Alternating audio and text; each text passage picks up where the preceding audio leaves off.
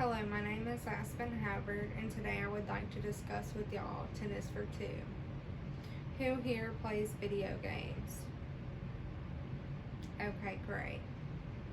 If you didn't raise your hand, don't feel left out. If you play games on your phone, you're still included. Tennis for Two was the first video game ever created. Tennis for Two was a simple game which led us to the variations we have today. I have been interested in learning where video games first started. I have read several articles and a few books on video games and the evolution of them. There's three main topics that I would like to talk to y'all about today. Who created Tennis for Two? What is Tennis for Two? How has Tennis for Two helped us create video games we know today? Tennis for Two was a simple game which led us to the variations we know today.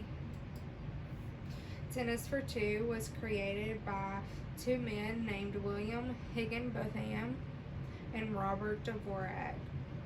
Robert Dvorak helped in the lab to create Tennis for Two, but is not often recognized for doing so. William Higginbotham created the video game to show wind resistance against gravity. He did not know that it would soon become a world evolution of entertainment. Tennis for Two is believed to be the first video game ever created. You play the game on an oscilloscope, which acts as a screen. The game had two separate controllers that separately connected to the screen. The video game was first displayed on a 5-inch screen, then later to about 15 to 17 inches. Tennis for Two has two-dimensional video game that did not have an over-the-top concept to it.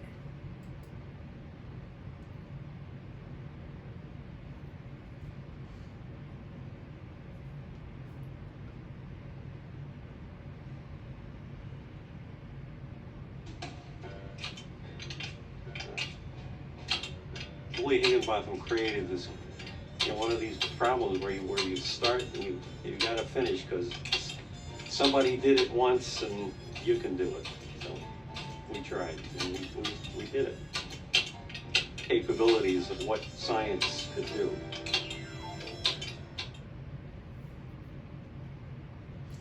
Tennis for Two is a simple concept video game that led us to where we are now.